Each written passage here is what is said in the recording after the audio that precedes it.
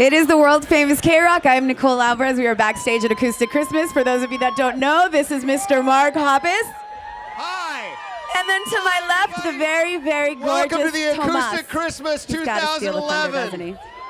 The happiest Christmas acoustically ever. It's not so acoustic, though. No, it's the acoustic part of the Acoustic Christmas has been a giant misnomer for about a decade and a half at Has this it point. ever been acoustic? Because this is like my there was ninth or something. I think like back in the first year, there were 2 bands that played acoustic, and they just kept the name after that.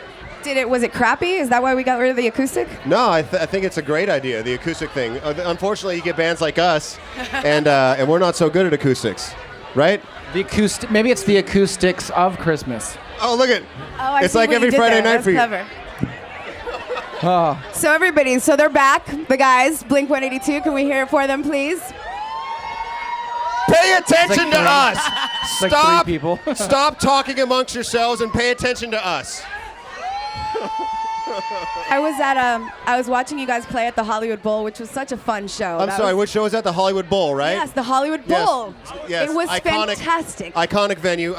I was surprised when I heard that you guys were playing the Hollywood Bowl. I'm like, that's kind of awesome. Well, Blink at the Bowl. Us and the Beatles and the others. Yeah, and some legendary stuff has gone down. But I was listening to you speak because you guys have such colorful language, which I enjoy. We're poets, yes. And I thought to myself, they're so lucky that they found something to do where they can actually be the children that they are for a living. That venue has such a rich history. I mean, you have everybody from Jimi Hendrix to the Beatles, like every iconic artist for the past however many decades has played there, and then we played there and just desecrate the memory and the fine grand tradition of the Hollywood Bowl. Well, you can look at it another way. Don't you think that maybe it's because you're just as legendary? Maybe, perhaps, in your own way? I'll let you say that, and I'll let you say that often. And we shall agree with you. Yeah, and I'll Okay. agree with you in principle. You guys did look like you had the time of your life at that show. It was That a was really an awesome fun show. That was really fun. It was Yeah. really fun because it was at the end of our tour. It's such a huge venue. Good for Yeah, you. he was there. Hey, you know what? Yeah. I was there. Thank you. You were saying the ADD has kicked in. You don't remember, It was a great do you? show. It was a really fun show. It was a great way to end out the tour here in Los Angeles. That's I such was a great venue. underneath Travis's drum thing. Right. What do we call that? The hovercraft thing? We called it something you can't say on the radio. Come on, try. Robo. Wait, am I going to be in trouble or you for saying You that? said go ahead. I did. A You're right. robotic Oh rooster. my I'm not God. an expert at this. You guys You're the are radio really- expert. Yeah, no, you're a bad influence, dude. You really are a bad influence on me. You know what was cool at the bowl, too, is seeing Travis's little boy on the side rocking out with his little mohawk. Mm-hmm. How often does he do that? But the shows that he was at, he rocked out at. Oh, man, he was adorable. Yeah. I'm also curious, if you weren't in this band where you get to be children for a living, what else would you succeed at? Like, what would you be doing right now? You guys are special in the I don't best way possible. After I did a urology appointment. I thought that was a pretty badass job. I can see that. That I went to actually makes sense. And the exam that I got, I could see myself giving that exam to people. This is something I could see myself getting really into. I said, as I'm getting my penis touched, I was like, I could see myself doing this to people. You know what? So you enjoyed it, is I what would you're be saying. great at this. I was like, yeah. I'm like elbowing the doctor. What does it take to get into this? Yeah. You know, it's funny, you guys that are listening can't see Tomas right now, but the grin that you have on your face, like, I Dude, believe that you I'm totally telling enjoyed you, that. it was the heaviest doctor's appointment I've ever been to in my life. I swear to God, there was no reason for the exam that I had because literally he's holding my scrotum and he's like, here it is, touch it. And I was like, what? I'm like looking at him, he's all, touch it.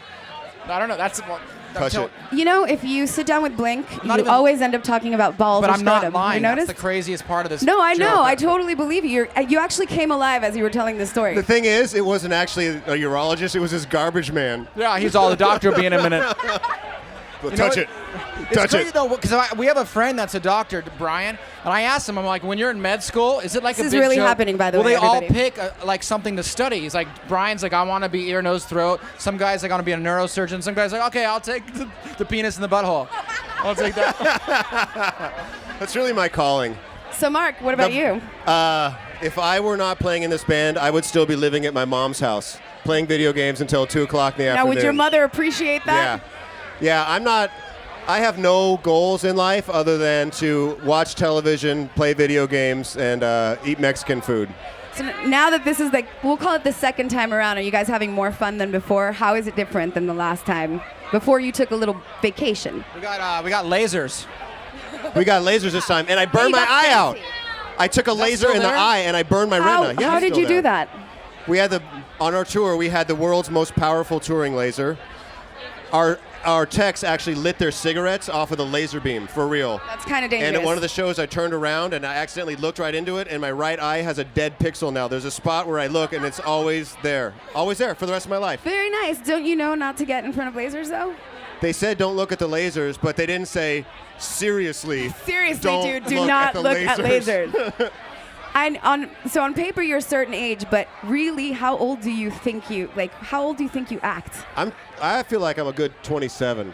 You think 20? I You think think that mature? I think honestly, Really? 27 is the best year of anybody's life ever. 27 Why? 27 is the sweet spot of humanity. That's really bad. All You the think? best musicians died when they're 27. Yeah. But Good You point. can't say that. Good No, it's point. not No, but what No, I'm it's saying is true. that people like really reach their apex right then, and those who have passed at 27, it's very unfortunate. But they were honestly at their apex. So they went out like they went out big. They went out big, Okay. and 27 is just the sweet spot. They reached their G We're spot. on the downhill slope.